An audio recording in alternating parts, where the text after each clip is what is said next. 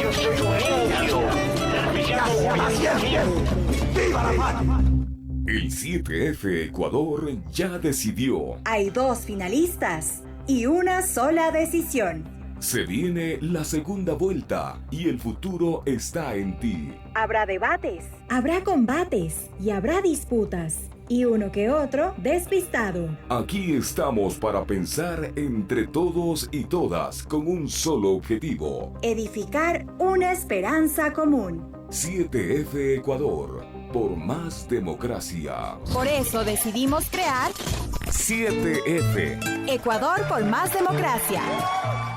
Pichincha Universal. El otro relato. Resistance, resistance, my people. Resistance, resistance, my bro. Resistance, resistance, my people. Resistance, resistance, my bro.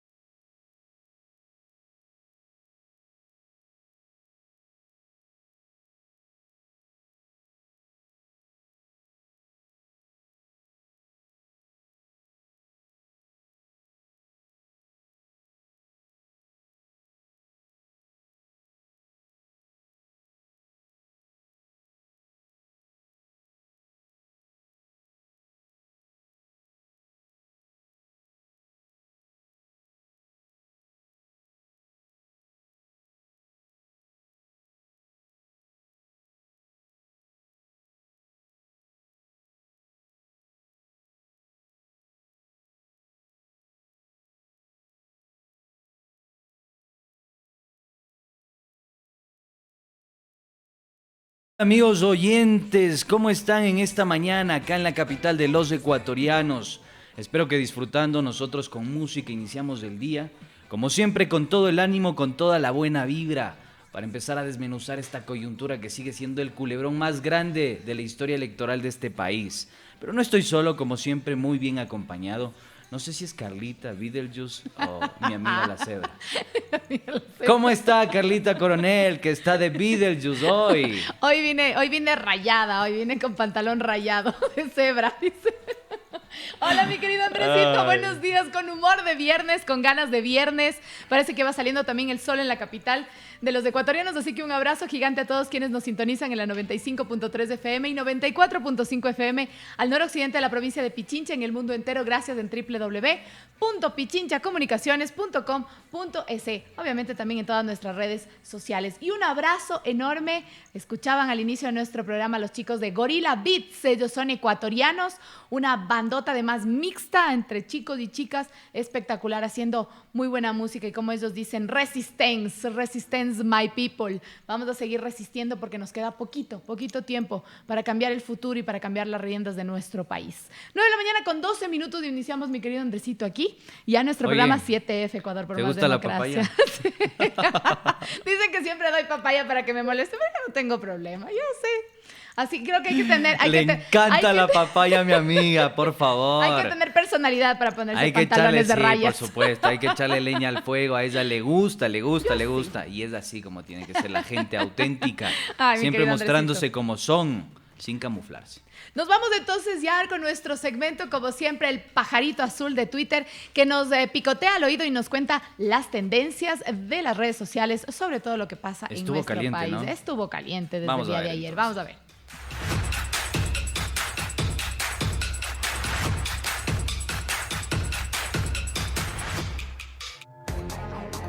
¿Qué dice Larry?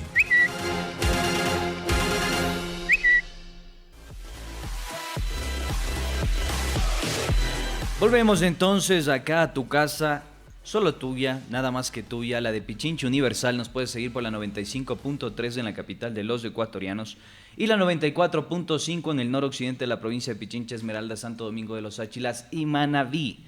Hoy, como lo dijimos, va a estar caliente. Hay algunas conclusiones que giran en torno a lo que sucede en esta coyuntura crítica, ¿no?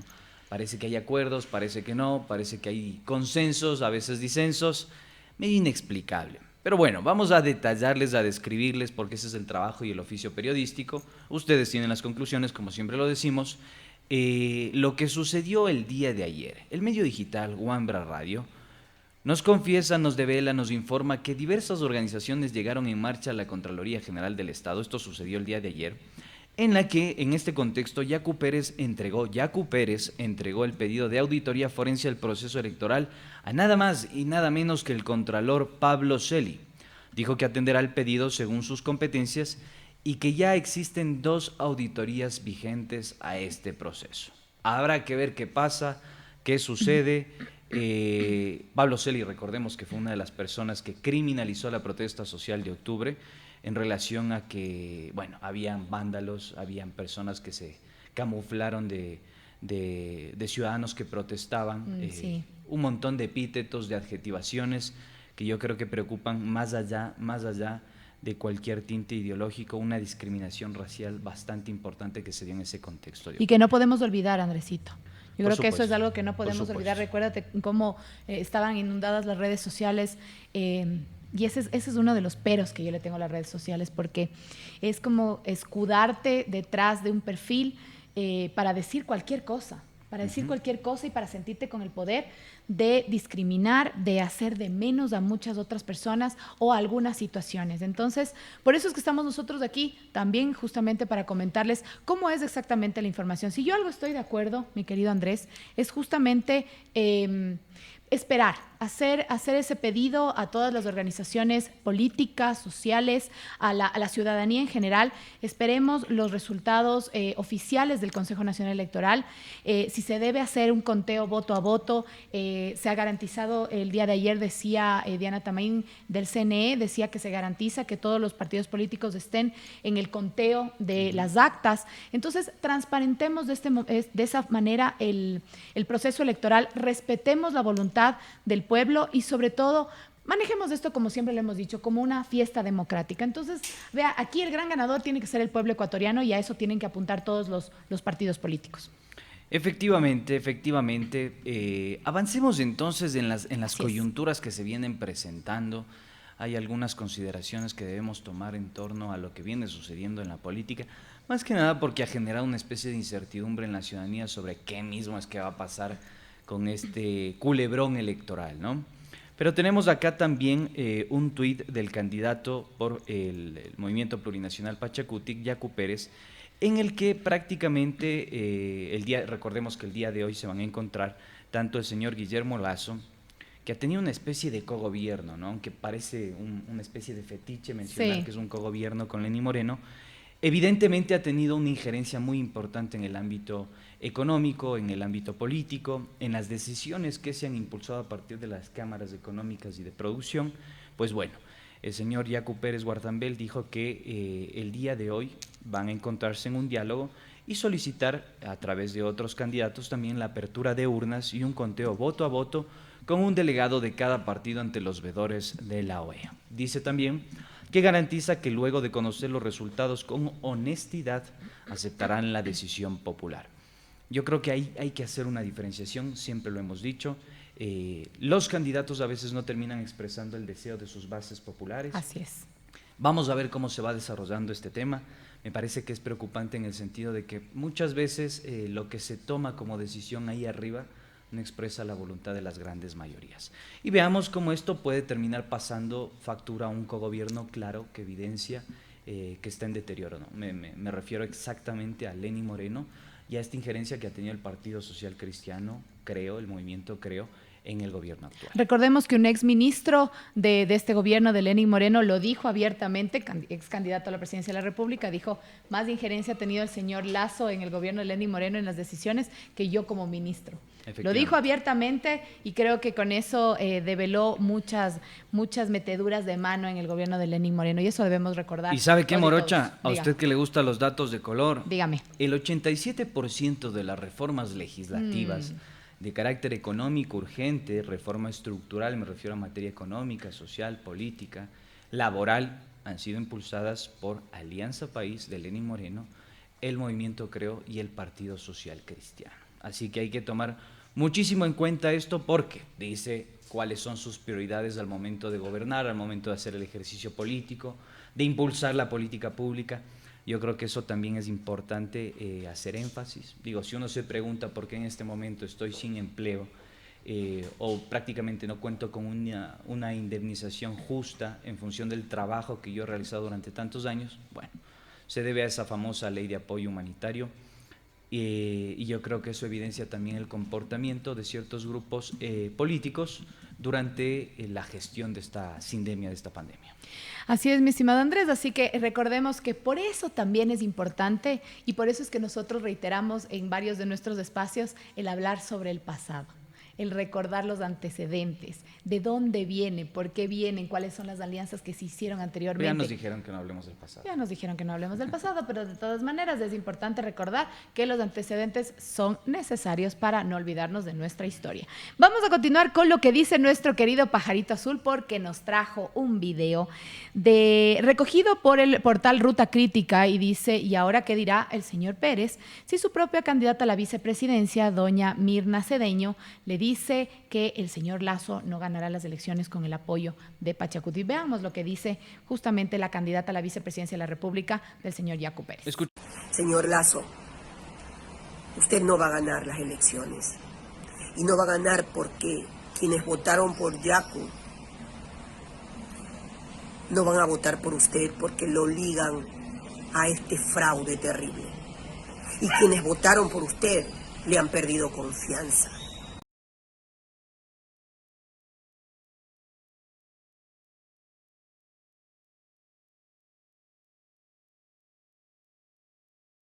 En esto que me parece que es fundamental e importante, hay que generar una separación, hay que disociar a estos líderes políticos que aseguran representar al movimiento indígena en su conjunto. El movimiento indígena, como lo hemos dicho en repetidas ocasiones, es un movimiento muy amplio, muy heterogéneo, muy diverso, con consignas claramente populares, con intentos claramente progresistas, pero hay también estas otras vertientes que quizá no expresan la totalidad de la mayoría, ¿no? La totalidad de las consignas de la mayoría. Entonces, yo sí creo que esto delata un poco la situación política que está viviendo a lo interno los líderes que en este momento encabezan con Yacu Pérez esta especie de acuerdo político que podría forjarse. No digo que se haya forjado, podría forjarse, vamos a ver qué sucede el día de hoy. Sí, así es justamente, y como en nuestro país además estamos acostumbrados a que todo cambie en último momento, en último minuto, tenemos que estar ahí pendientes de todo lo que pasa Ecuador, en el hilo. Este Ecuador, por naturaleza, en estos últimos 4 años se convirtió en el país de las coyunturas. Sí, de las sorpresas. De las coyunturas, de las sorpresas. Sí, totalmente. Lo que hoy es, mañana puede cambiar, pasado también, pero si uno se pone a analizar detenidamente cómo han sucedido las cosas estos últimos 4 años, hay un hilo. Y hay un hilo ahí, que vamos cambiando y bailando en función de las situaciones, que en definitiva parece gracioso, pero eso es a lo que nos ha llevado la realpolitik, eso es a lo que nos ha llevado los acuerdos por debajo de la mesa, el reparto, el tongo, las malversaciones en torno a las necesidades ciudadanas. Yo creo que hay que tener un poquito de finura en ese aspecto para ir analizando cómo se va desarrollando esta coyuntura crítica que viene desde el día 1 al que se convocó a esa consulta popular, a ese gran diálogo nacional donde participaron los grupos económicos, grupos de poder, el movimiento. Que muchos ahora ya no quieren hacerse cargo, ahora ya no quieren hacerse cargo. Dicen, no, nosotros no apoyamos de 7 veces y ahí estaban, señores, y ahí les vimos aquí con estos ojos de chícharo. Pero como buen viernes, queremos cambiarles un poquito el tema, pero hacer una reflexión sumamente importante de actores en la sociedad que muchas veces llevan a no sé si decir manipular un poco la opinión, pero es lo que tenemos en nuestro país. Queremos enseñarles un video sobre periodismo ecuatoriano. Oye, sobre pero algún periodismo. A ver, si uno se pregunta, porque ayer contaba el Orlando Pérez, ¿no? El doctor Pérez contaba lo siguiente y decía: me llaman colegas desde Argentina a decirme qué está pasando en Ecuador. Por favor, hazme un resumen que no Por entiendo. favor, ayúdame a entender lo que sucede en el Ecuador, porque realmente no entiendo cómo es eso que están, no están, que se bajan, que se suben, que acuerdan, que hay una tendencia más progresista, que a la final no, que es una miscelánea, que es una cuestión media rara, así polimorfa, media, un remix. Ayúdame a entender. Y una de las cosas ahí que podemos decir es que claramente los medios de comunicación no están cumpliendo su rol, ¿no? No describen, no explican, no informan, no Se van por otro contextualizan. lado, yo creo que le toman un poco también el pelo a la Se han ciudadanía. convertido en agentes políticos, en operadores políticos. Así es. Y yo creo que para que evidenciemos un poco esto, por favor, escuchemos lo que tenemos, una joya, una paparrucha, Es una joya. para que usted se divierta un poco y después volvemos. Analizar, y pero. damos un remate, ¿por qué no? Que peleas, que sí, ¿cuándo? Que sí, que si gana fulano de tal, me voy del país. No tienes ni país de aquí a Durán.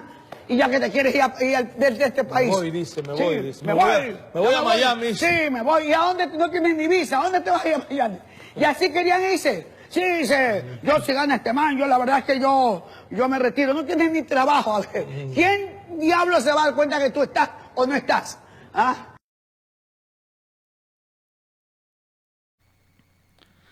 Ahí escuchamos un poco la apreciación. Creo que le falta ahí un poco de contenido en relación a este cálculo que hizo la periodista de RTS en relación a las bananas, ¿no? ¿Te acuerdas? Ah, sí, totalmente. Pero ese me parece que es en otro momento de su participación. ¿Por qué digo que hay que incluirlo? Porque esto de alguna forma evidencia el escaso análisis que existe. A ver, si antes comprábamos las bananas a 10 centavos, hoy tenemos que comprar 10 bananas por $1, dijo la... Sí, o al revés lo dijo. O al revés, pero Ajá. fue en ese sentido, ¿no? Entonces, ¿qué preparación hay al momento de presentarse frente a las No cámaras, hay frente a los ninguna, micrófonos? hay una improvisación, ¿Qué hay una respeto? falta de respeto, hay una vulgaridad en el tratamiento de la situación política de este país. Total.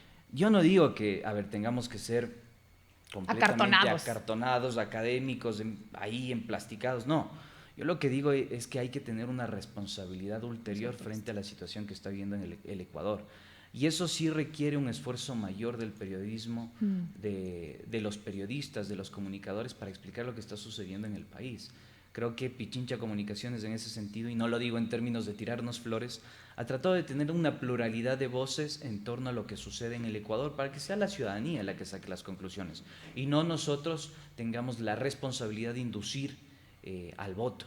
Y yo creo que hay clara evidencia de que hay medios de comunicación que hacen todo lo contrario.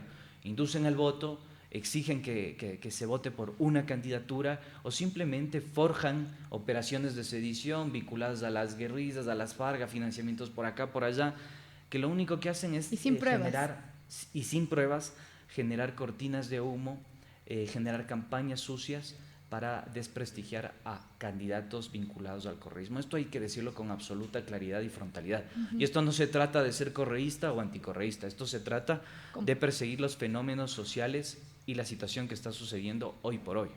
Así es, entonces pedirles un poco de responsabilidad a nuestros colegas periodistas, a los medios de comunicación que también están al aire en estos momentos y tener un poco, yo creo que más que responsabilidad, también conciencia de que sí, el pueblo ecuatoriano también se nutre de este tipo de comentarios que también pueden ser jocosos. Los ecuatorianos, yo siempre lo he dicho, tenemos una capacidad increíble de reírnos de nuestras propias desgracias. Ahí están los memes que son tan virales en años anteriores. Yo no sé, bueno, ahora creo que los memes han venido a suplir un poco lo de los chistes y los cachos que son, hay esa sal, ¿no? La sal quiteña, la viveza en la costa ecuatoriana. No decimos que dejemos de esa esencia que somos los ecuatorianos, pero al momento de estar frente a una pantalla y hacer un análisis sobre lo que está sucediendo en estos momentos en el país, sobre el desempleo de tanta gente, y hacerlo de esa manera tan burda, tan poco fundamentada, tan poco seria también, yo creo que sí es una falta de respeto a la ciudadanía. Ya lo decíamos antes, los ecuatorianos y ecuatorianas no comemos cuento. No somos tontos, no nos vamos a dejar engañar y podemos pensar muchísimo más allá de lo que sucede en las pantallas. Así que un poquito de respeto a nuestros queridos colegas periodistas, que lo hagan un poco mejor. Incluso de manera jocosa se puede hacer cosas maravillosas. Incluso hacer reír es mucho más complicado que sentarse frente a una cámara y dar un noticiero. Lo digo por experiencia propia. El hacer reír es mucho más complicado. Sí. Sí, total. Me parece que no. Te sale natural, dice el Andresito. Ponme a hacer reír todos los días. Qué bueno, eso me alegra mucho, eso me alegra. Pero siempre hay esa responsabilidad de fundamentarnos en lo que decimos, en lo que hacemos. A ver, Carlita, nos podemos reír, podemos Por disfrutar, supuesto. tomarnos un café, un té, mofarnos de la situación. Pero yo creo que una cosa es mofarnos, reírnos, tratar de hacer sátira si se quiere. Aunque a veces no fluyas en ese ámbito, no puedas ser versátil y demás, pero yo creo que sí es importante aquello. Sin embargo, eso no resta sobre la responsabilidad que tenemos los periodistas, los comunicadores y una serie de colegas que no están realizando su trabajo, no informan, no contextualizan, no contrastan, no verifican, no realizan el trabajo que tienen que realizar, y yo creo que va en función de eso el cuestionamiento, más allá de lo que suceda hoy por hoy.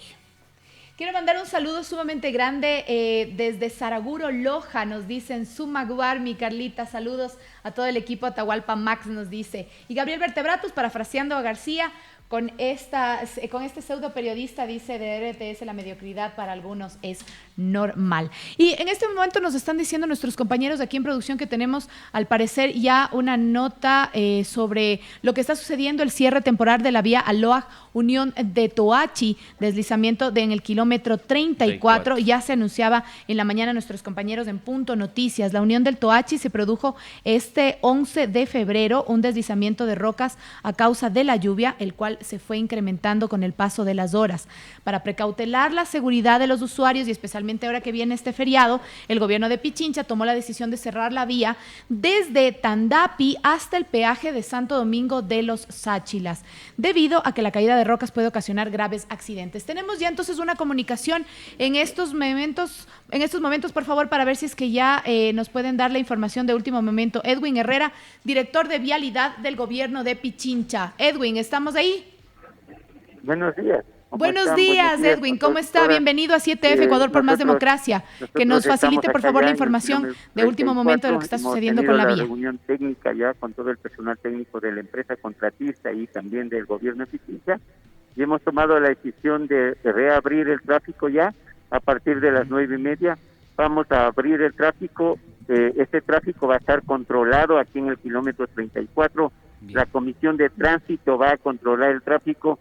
No es una vía completamente abierta porque vamos a tener control en el kilómetro 34. Seguimos con las labores de limpieza, entonces vamos a tener tráfico restringido, vamos a dar tráfico en periodos de 15 minutos para que los usuarios puedan seguir circulando hasta que terminemos las labores de limpieza y dejar también todo el cordón de material de piedra que va a proteger a todo el talud para que haya circulación normal. Lo que vamos a hacer es reducir a 2 carriles justamente en el kilómetro 34 y ya desde las 9:30 vamos a abrir el tráfico. Entonces, desde este momento, estimado Edwin, ya está abierta y habilitada esta vía parcialmente, obviamente para precautelar la seguridad de los pasajeros, de quienes viajan y utilizan esta vía. ¿Qué otras vías alternas pueden utilizar para no ir por ahí y evitar además que los trancones les coge el tráfico, especialmente en Río Blanco, que feriado? Está completamente habilitada, está perfectamente señalizada, bachada, no tiene inconvenientes. Vamos a aplicar ahí el plan Pichincha Segura con 6 puntos en donde va a haber control absoluto de la policía. Igual aquí en la Loa Santo Domingo vamos a aplicar el plan Pichincha Segura con 4 puntos. Sí, el único problema que tenemos es en el kilómetro 34 en donde va a haber un tráfico restringido. Entonces les solicitamos paciencia a todos los usuarios de la Loa Santo Domingo que van a detenerse unos minutos haciendo fila mientras nosotros hacemos las labores de limpieza. Vamos a limpiar 15 minutos y vamos a dar 15 minutos de paso. Entonces deben tener paciencia hasta que terminemos las labores de limpieza y de protección que vamos a dejar. Vamos a dejar habilitados 2 carriles aquí y sin ningún problema vamos a estar monitoreando todo el día el salud y obviamente si tendríamos lluvias en la tarde también vamos a monitorear y si habría que volver a cerrar la vía por seguridad de los ciudadanos lo vamos a volver a cerrar, pero le avisaremos con tiempo a los usuarios. Listo, estimado Edwin, le agradecemos muchísimo por la comunicación.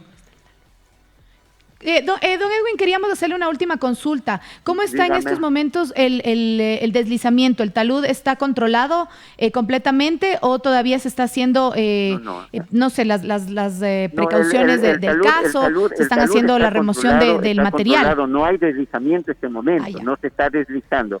Pero porque este momento estamos con sol. El momento en que caiga la lluvia, empieza a llover, ahí hay que monitorearle al talud. ¿No es cierto? Entonces, como hay personal técnico que permanece aquí constantemente todo el día y parte de la noche, entonces se va a monitorear el talud. Pero vamos a abrir el tráfico porque vemos que las condiciones de este instante son seguras para los usuarios. Perfecto. Muchas Edwin, gracias. le agradecemos muchísimo por la comunicación. Nos mantendremos comunicados con la prefectura en este momento para ver cómo avanzan los trabajos en esta parte de la provincia y en esta vía tan importante para el país. Muchas gracias. Muchas gracias a usted. Bien, ya lo conversamos en este momento un poco sobre la situación que está viviendo en esta zona del país en relación a la vía Aloag Unión del Toachi, deslizamiento a la altura del kilómetro 34 que ya ha sido mitigado. En este momento las autoridades de la Prefectura Provincial de Pichincha están trabajando sobre esa vía. Sobre el kilómetro 34 exactamente, mucha precaución a las personas que en este momento se encuentran transitando por esta parte del país. Cada 15 minutos se va a abrir el tráfico para que usted pueda circular. Preferiblemente tome vías alternas con toda la seguridad del caso y también manténgase informado a través de los canales oficiales de la Prefectura de Pichincha. Eso es lo que los podemos informar hasta el momento. Entonces, a tener muchísima precaución, sobre todo en estos momentos que ya se viene este feriado largo de carnaval. Si usted va a salir, también hay vías alternas que puede utilizar y si no, a tener un poquito de paciencia si tiene que utilizar esta vía. Así que gracias a la Prefectura de Pichincha. Pero nos vamos ya en este momento a darle la bienvenida a nuestra invitada del día de hoy. Tenemos un tema muy importante y un análisis que queremos también que ustedes lo escuchen el día de hoy. Así que vamos, Carlitos, a darle la bienvenida a nuestra invitada.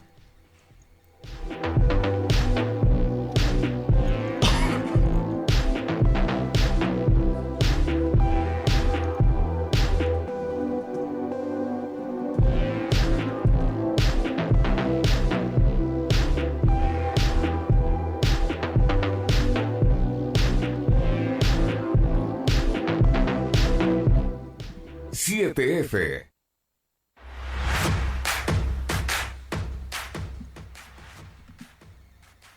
Volvemos entonces acá a Estudios, a tu casa, solo tuya y nada más que tuya, como siempre insistimos, la casa de Pichincha Universal nos puede sintonizar por la 95.3 en la capital de los ecuatorianos y la 94.5 en el noroccidente de la provincia de Pichincha. Tengo el gusto, tengo el honor de presentar a Soledad Estuesel, mi mentora, mi profesora, una queridísima compañera. Es doctora en Ciencias Sociales, licenciada en Sociología por la Universidad Nacional de La Plata, mi alma mater también, así que me siento muy feliz por ello. Es profesora de Sociología y politóloga, no es politóloga, es profesora de Sociología y doctora en Ciencias Sociales por la Universidad Nacional de La Plata y también tuvo la posibilidad de realizar su maestría acá en Flaxo, Ecuador. En Ciencias Políticas es la maestría que pudo realizar. Soledad, un gusto tenerte acá en la Casa de Pichincha Universal. Un gusto también poder conversar sobre lo que sucede en este contexto que deja más de uno preocupado, con incertidumbre, hacer realmente una lectura de algo que se ha posicionado con mucha fuerza, más que todo en el ecosistema digital, ¿no? En las redes sociales, de a quién realmente le pasa factura esta situación del paro nacional de octubre, ¿no? Vemos ahí que algunas personas, como el Partido Social Cristiano, creo, ahora ya se han tirado un poco más a camuflarse en el discurso político, en la esencia política del movimiento indígena y específicamente tratar de ver si hay la posibilidad de generar un acuerdo en términos políticos. ¿A qué lectura obedece esto y esta situación coyuntural política preocupante para la gran mayoría de ecuatorianos? Bueno, antes que nada, buen día Andrés, buen día Carla, gracias por la invitación, como siempre es un placer estar acá en Radio Pichincha Universal. Bueno, efectivamente estamos atravesando un momento de mucha incertidumbre, ¿no? Y es necesario pedir especialmente al organismo electoral que haga un trabajo, ¿no?, prolijo, delicado, acelerado, ¿no?, para poder tener una mayor certidumbre sobre qué va a acontecer respecto a la cuestión electoral en la segunda vuelta del 11 de abril. ¿No? Porque ya estamos viendo que esta semana se han empezado a desatar luchas y disputas entre los dos candidatos, que alguno de los dos eventualmente va a pasar a la segunda vuelta, Lasso y Yacu Pérez, y es bastante impresionante, ¿no?, cómo todavía no se sabe quién va a pasar a segunda vuelta y ya de parte de Lasso están queriendo repartirse el país, hacer acuerdos espurios, sí, tratar de capturar votos, ¿no?, como también si los votos fueran propiedad de los candidatos y no fueran de la gente, ¿no?, que en definitiva es la que va a decidir el 11 de abril. Ahora, hay una situación que también preocupa, que tiene que ver en torno a esto de que cómo mismo leemos este posicionamiento, ¿no? Cuando nos conviene realmente defendemos y hablamos de frente y decimos que somos neoliberales, que queremos un proyecto de ajuste estructural para para un diminuto sector poblacional, y cuando no, en realidad nos subimos a la corriente, a la camioneta que más nos convenga para intentar posicionar nuestros intereses. ¿En qué se diferencia este país en relación a los otros procesos políticos que se ha vivido en América Latina? Porque a veces se parte de la generalidad y no de la particularidad, y no se termina explicando cómo está viviendo hoy por hoy el Ecuador su proceso político. Bueno, a ver, yo creo que si comparamos con otros países de la región que han pasado procesos similares, yo creo que lo que acaba de suceder ahora con las elecciones es una victoria, digamos, parcial del campo popular, en el sentido de que más del 50% rechazó un proyecto caracterizado como neoliberalismo oligárquico, ¿no?, que fue representado hasta el día de hoy por el gobierno de Lenín Moreno, y junto con, creo, a la cabeza con Lasso y el PCC, ¿no? Entonces me parece que lo primero que hay que decir es que la sociedad ha dicho un no rotundo a ese neoliberalismo oligárquico, ¿no?, muy atado a los intereses de gran capital, de los banqueros, y eso se ha podido ver sobre todo en cómo se ha gestionado la pandemia, ¿no? Y se ha podido ver también que en esa gestión de la pandemia, ¿no?, el gobierno de Moreno justamente lo ha hecho, ¿no?, ha gobernado de esa forma gracias al apoyo del Lasso, del PCC, ¿no?, y de las fuerzas de derecha. Entonces, por un lado, yo creo que quizás soy bastante optimista, pero me parece que lo primero que hay que decir es que las elecciones nos dieron ese resultado, ¿no?, que un rotundo, digamos, rechazo a las fuerzas neoliberales oligárquicas más fuertes, más concentradas. Entonces, en ese sentido, y lo segundo que hay que decir, a diferencia de otros procesos políticos latinoamericanos, como en el caso de Argentina cuando ganó Alberto Fernández en diciembre del 2019, es que me parece que estos resultados lo que nos están indicando es que el Ecuador está comenzando o está intentando a despolarizarse, no de esa dicotomía, de esa polarización entre correísmo, anticorreísmo, o entre un progresismo así nacional, estatal, popular, y ese neoliberalismo oligárquico financiero del cual recién hablaba yo. ¿Por qué digo eso? Porque lo que nos dan las elecciones, ¿no?, como resultado es que comienza lentamente a despolarizarse, ¿no? Hay, digamos, una sorpresa que es la candidatura de Herbas, que logra obtener unos 16 puntos, y la de Yacu Pérez, que me parece a mí, desde mi punto de vista, que no es una gran sorpresa, ¿no? Se ha instalado mediáticamente estos días que las dos grandes sorpresas de las elecciones fueron Yacu Pérez y Herbas. Ahí, si quieren, podemos discutir un poco, porque para mí no es una gran sorpresa lo de Yacu Pérez. Pero ¿qué quiero decir con esto? Que con estas dos candidaturas, con estos dos resultados, lo que comienza a verse es cierto hastío quizás de la sociedad, de esa dicotomía, de esa polarización conflictiva que hemos estado atravesando durante la última década en el país. Estimada Soledad, ya para meternos un poquito en el tema del día de hoy, y es importante el análisis que has hecho sobre lo que está sucediendo en este momento en las elecciones del Ecuador, pero vámonos un poquito más atrás y hablando del 1 de octubre del 2019. ¿Qué fue lo que sucede en Ecuador? Y ahí es cuando para mí muchos de los ecuatorianos despiertan y se levanta esta gran olla donde nos damos cuenta de que somos un montón de nacionalidades y un montón de frentes dentro del mismo territorio. Y es que obviamente el 1 de octubre, Lenín Moreno lanza el decreto 883 en el que incluía las reformas económicas, fiscales y laborales, entre las que se destaca la liberalización del precio del diésel y la gasolina extra y ecopaís, así como la eliminación de aranceles para la maquinaria del sector agrícola e industrial, la eliminación del pago anticipado del impuesto a la renta, la reducción del 50% del impuesto de la salida de divisas. Recuerdo también que se pedía un día de apoyo al sector público, anticipación de un día de sueldo de los empleados de las empresas públicas. Y esto el día 2 de octubre lleva a las asociaciones de transportistas del Ecuador, que quienes son los que inician el levantamiento de octubre del 2019. Y a esto se suma la dirigencia de la CONAIE con Jaime Vargas, que llama a la resistencia y empieza todo lo que fue este escenario de octubre del 2019, que creo que quedará siempre marcado en la historia y en la retina de las y los ecuatorianos. ¿Cómo podemos analizar todos los actores que estuvieron en este escenario y cómo influye hasta el día de hoy? Bueno, Carla, vos recién lo retrataste muy bien, ¿no? Evidentemente, lo que sucedió en octubre del 2019 fue una reunificación o una articulación del campo popular, ¿no? Que el campo popular ecuatoriano es sumamente heterogéneo. Tenemos, como bien decías vos, ¿no? Primero lanzan el paro o convocan al paro los sindicatos de transporte, que rápidamente negocian con el gobierno a partir de ciertos, digamos, beneficios que logran obtener el gobierno, como históricamente han hecho los sindicatos de transporte. Luego se van sumando movimiento estudiantil, movimiento feminista, el movimiento indígena, que es el que termina, digamos, de cobrar protagonismo, ¿no? Y de resaltar en las protestas de octubre, ¿no? Pero fue una reunificación del campo popular, y yo creo que por eso esta, digamos, victoria de rechazar el neoliberalismo oligárquico financiero ya se vio en octubre, ¿no? Yo creo que octubre fue la primera victoria popular, yo diría parcial, porque luego la pandemia vino a acelerar un proceso de ajuste que el gobierno en ese momento no pudo imponer y lo pudo imponer ahora en el contexto de la pandemia.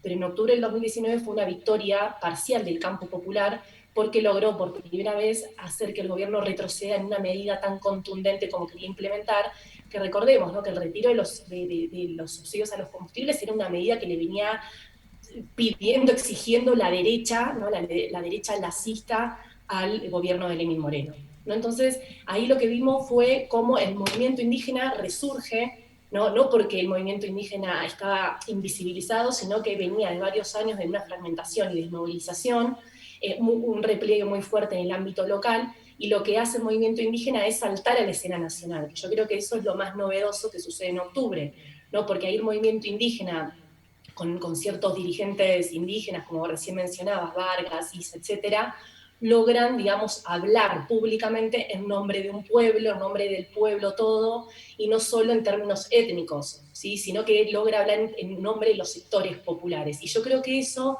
¿no? Ese salto nacional y ese salto, ¿no? de pasar de una identidad étnica a una identidad más popular, de clase, yo creo que hoy en día, en el marco de las elecciones, lo estamos viendo, ¿sí? Que en algún punto el movimiento indígena está quizá capitalizando ese protagonismo que tuvo en octubre del 2019. Soledad, consultarte sobre la situación que padecemos en la política ecuatoriana, y creo que es una de las características más importantes en esta coyuntura, ¿no? Específicamente los últimos 4 años. Estas rivalidades que se han forjado a lo largo de los años entre el progresismo, el movimiento indígena, a entender también que el movimiento indígena es un movimiento muy heterogéneo, ¿no? Quizá Yacu Pérez no expresa del todo todos los deseos populares del movimiento indígena, tú me lo dirás, pero también tomar en cuenta que una de las variables constantes en toda esta coyuntura ha sido justamente el sectarismo. ¿Cuál debería ser una salida popular, democrática, amplia, progresista, por qué no, sobre esta situación que está viviendo el país? Crisis institucional, crisis económica, crisis política, negociaciones por ahí que muchas veces no han sido perifoniadas o ampliadas a la opinión pública. ¿Cuál debería ser la salida frente a esta situación en términos democráticos y más amplios, ¿no? Bueno, si a mí ustedes me preguntan cuál es el escenario que yo desearía, ¿no? Para que se dé para el balotaje, yo desearía que sea, ¿no? el binomio de la esperanza contendiendo con el movimiento indígena, ¿no? Con Yacu Pérez a la cabeza. ¿Por qué digo esto? Porque son dos fuerzas, o sea, sería primero algo inédito en Ecuador, si en décadas que lleguen a una, digamos, final, dos fuerzas que se inscriben en el campo popular. Sí, después podemos discutir si el movimiento indígena es más de izquierda, menos de izquierda, si Yacu Pérez es de izquierda o no. Ahí yo creo que hay que diferenciar lo que es Yacu Pérez como candidato de lo que es la CONAIE, lo que es el movimiento indígena, y también diferenciar lo que es Pachacuti, ¿no? Porque se han en estos días, ¿no? Quizás atacado con argumentos ad hominem, es decir, a Yacu Pérez, a la persona de Yacu Pérez, por decir que no, que es de derecha, que ha pactado con la embajada de Estados Unidos, etc. Pero hay que ver por qué hay un 20% de la sociedad ecuatoriana que eligió esa candidatura, ¿sí? Que quizás no eligió por ser Yacu Pérez, sino por lo que viene a representar él, ¿no? Y por eso yo decía que son dos fuerzas que se inscriben en el campo popular y que en los últimos 12 años, yo diría, han tenido muchas rivalidades, ¿sí? Por diferentes cuestiones, yo diría, programáticas, y también por un estilo político con el cual el correísmo, digamos, gobernó varios años y en algún punto sí, digamos, dejó de lado, ¿no? A esta fuerza popular en el marco del gobierno de la Revolución Ciudadana. Entonces, son rivalidades que yo creo que son muy difíciles de superar, que ahora las estamos viendo, ¿no? Ciertas declaraciones que ha hecho Yacu Pérez y otros dirigentes indígenas contra el correísmo. Ahí vemos que el clivaje entre correísmo y anticorreísmo sigue estando muy vivo, pero me parece que una segunda vuelta donde compitan el binomio de la esperanza con Andrés Arauz y Yacu Pérez podrían elevar el nivel de debate político, el nivel de debate público en Ecuador, que se ha visto, digamos, sumamente devaluado en los últimos años, porque pondría en evidencia cuáles son las propuestas realmente que cada una de las fuerzas políticas del campo popular están defendiendo, ¿no? Y con eso me refiero a, por ejemplo, la cuestión ambiental, ¿no? Tengamos en cuenta que la agenda ecologista, ambientalista ha sido muy fuerte de parte de la candidatura de Yacu Pérez. Quizás la candidatura de Arauz Rabascal tiene que fortalecer y discutir sobre esa cuestión del medio ambiente, del ecologismo. Hay otras cuestiones como, por ejemplo, la intervención del Estado. ¿Qué vamos a hacer con el Estado? ¿Sí? Son dos fuerzas, yo digo, populares que tienen que discutir genuinamente, ¿no? Honestamente, en términos intelectuales, bueno, ¿qué vamos a hacer con el Estado? ¿Queremos más o menos Estado? ¿No? La propuesta ahí de Yacu Pérez parecería ser, ¿no? Como una suerte de ecocomunitarismo antiestatal, ¿sí? Yo le llamo, ¿sí? Donde no se revaloriza el Estado, ¿sí? Como un actor que tiene que intervenir fuertemente para solucionar ciertos temas, por ejemplo, de salud, de educación, como estamos viendo ahora en la pandemia, ¿sí? Versus una propuesta que defiende el binomio de la esperanza, donde el Estado sí aparece en primer lugar para garantizar ciertos derechos, ¿no? Entonces, yo creo que es un momento en el que estas dos fuerzas políticas deberían poder, digamos, en un debate público, sincero, honesto, ¿no? Intercambiar, bueno, cuáles son las propuestas, cuál es el proyecto de país que cada uno está pensando. Importantísimo lo que nos dice Soledad, y creo que es un análisis que se lo debe tomar además hasta con pinzas. Es excelente tu punto de vista, cómo lo confrontas y verías de este posible escenario, ¿no? Que puede ser que se dé, todavía no sabemos frente a los resultados del CNE. Sin embargo, Soledad, hablábamos hace un momento al inicio, tú topabas del tema del señor Hervas, que, por ejemplo, si hablamos de octubre del 2019, la izquierda democrática fue, a mi entender, una de las fuerzas políticas que estuvo bastante callada. Lo dijo incluso una candidata a la Asamblea Nacional, que ahora está Vilma Andrade habló, pero también lo dijo Yajaira Urresta. Ella, como además una de las afectadas en octubre del 2019, ella decía, mi partido me dejó. Simplemente. Entonces, ¿qué pasa con estos actores que al parecer quedaron como silenciados un poco en octubre del 2019, no tuvieron mucha participación? Porque si en octubre tuvimos actores, realmente para analizar tenemos un escenario enorme. Estuvo incluso hasta la Conferencia Episcopal Ecuatoriana, estuvo Cintia Viteri en la alcaldía en Guayaquil, que ya se ha hecho los análisis, estuvo también Paola Pavón en la prefectura acá. Entonces hay muchos actores en octubre del 2019. Pero ¿qué pasa con la izquierda democrática y ahora con los resultados de Hervas, que es una gran sorpresa, justamente como muchos lo dicen? Bueno, Hervas cuenta cómo fue elegido o llamado a ser candidato por la ID, ¿no? Y cuando él cuenta eso, uno se da cuenta que la ID prácticamente estaba desaparecida, ¿no? Como partido político, con estructura, se había debilitado muchísimo en los últimos años. Si tenemos en cuenta las elecciones de 2019, las elecciones locales, la ID no hizo un gran, digamos, desempeño electoral, si lo comparamos, por ejemplo, con Pachacuti, que sí obtuvo, creo que unas más de 20 alcaldías y 5 prefecturas, incluida la de Yacu Pérez. Entonces, cuando Hervas cuenta eso, ¿no? Parecería que la ID necesita salir a reflote, volver a tener una existencia, y claro, convoca a un personaje como es Hervas, que es un outsider político, ¿no? Que ese sí era, digamos, un perfecto desconocido, no lo conocía a nadie, un empresario exportador, y que de golpe, ¿no? Vemos que va, a ver, el gran apoyo que tiene Hervas, ¿sí? Yo creo que se debe a esto que decía al inicio de la entrevista, que es, hay una sociedad que ya está bastante cansada de esa polarización y que decidió, ¿no? En los últimos días, porque si hacemos un análisis de las 9 encuestas que circularon, hasta 3 días antes de las elecciones había un gran porcentaje de indecisos. Esos indecisos se fueron, el día de las elecciones, un buen porcentaje se fue para Hervas, quitando ciertos puntos para el Binomio de la Esperanza y para Lasso también. Y entonces, claro, Hervas surge como un outsider político que yo creo que viene a representar, ¿no? A ciertos sectores juveniles, urbanos, que no rechazan rotundamente el neoliberalismo, pero que quieren un neoliberalismo más amigable, un neoliberalismo, entre comillas, yo diría, que no me gusta esa expresión, pero que se utiliza mucho, de rostro humano, ¿no? Un neoliberalismo en el sentido de no queremos muchos impuestos, no queremos que el Estado intervenga constantemente, pero queremos que nos garantice ciertos derechos, ¿no? Entonces, yo creo que Hervas ha sabido, digamos, interpelar a ese sector, a sectores urbanos, emprendedores que quieren emprender, que son pequeños empresarios, que no quieren muchos impuestos, y por eso creo que Hervas es la gran sorpresa de estas elecciones, y creo que cualquiera de los dos candidatos que pasen a segunda vuelta van a tener que tener muy en cuenta, ¿no? Digamos, ese desempeño electoral que tuvo Hervas, ¿no? De cómo interpelar a ese sector.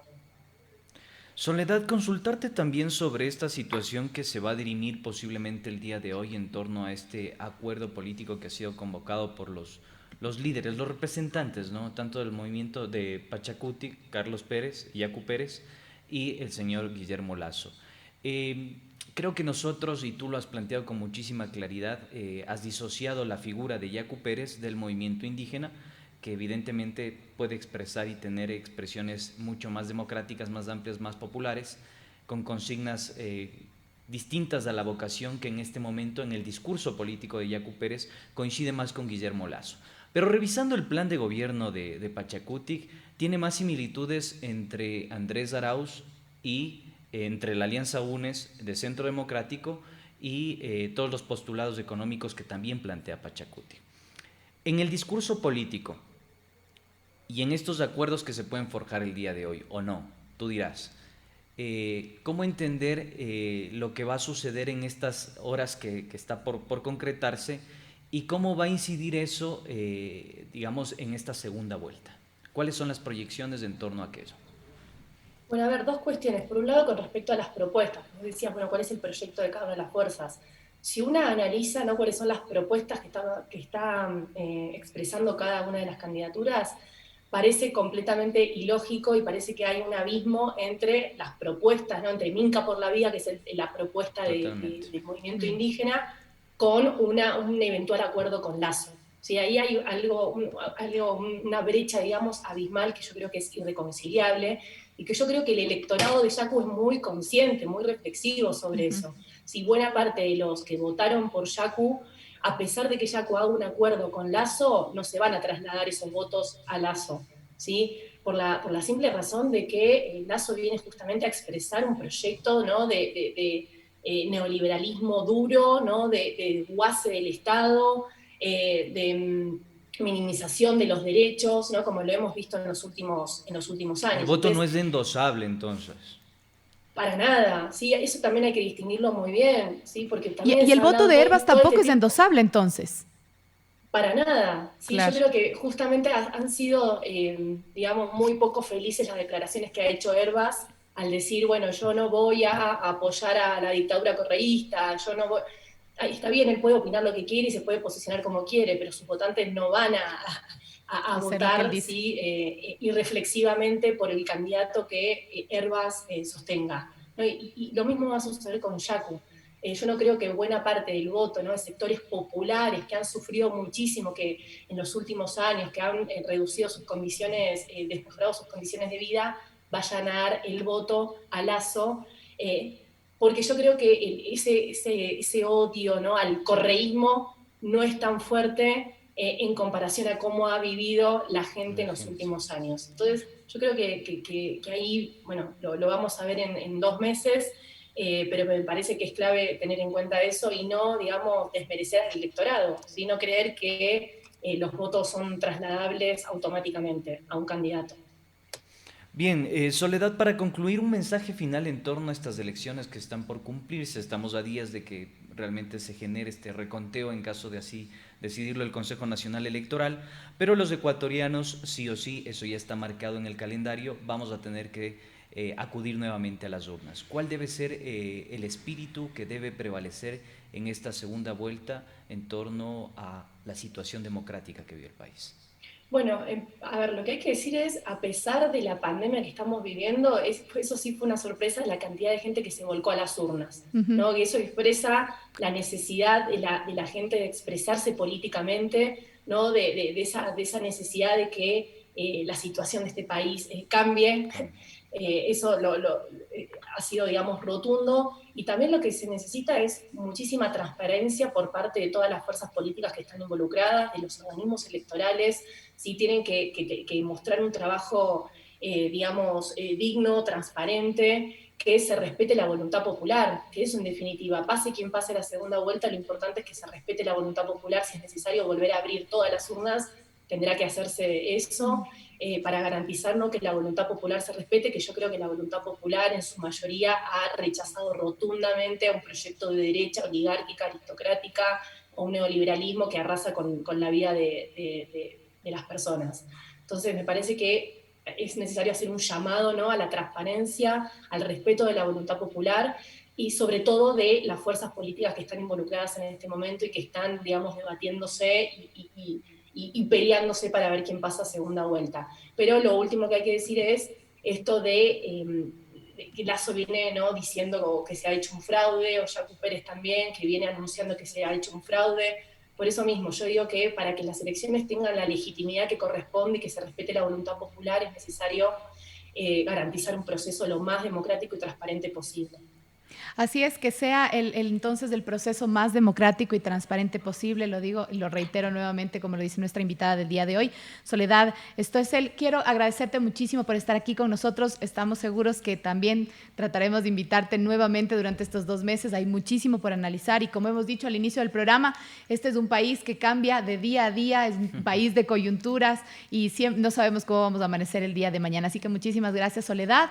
Te mando un abrazo enorme y bueno, tenemos un Bruno de coincidencia, así que un abrazo también en casa. Bueno, un abrazo para los dos. Nos vemos. Gracias por la invitación. Saludos, Sole, cuídate. Gracias, Soledad. Esas fueron los criterios, las opiniones, las perspectivas en torno a la situación que estamos viviendo hoy por hoy en términos electorales, políticos, institucionales. Hay que ponerle mucho cuidado a cómo se viene desarrollando, Carlita. Así es. Como siempre lo hemos mencionado y lo hemos dicho en este espacio, ustedes tienen las conclusiones, nosotros somos simples interlocutores, nada más. Así es, mi estimado Andresito, y con estas palabras nos vamos, además de feriado, quiero mandarles un abrazo gigante y por favor, cuídense. Reiterar las medidas de bioseguridad, No hemos terminado esta crisis sanitaria.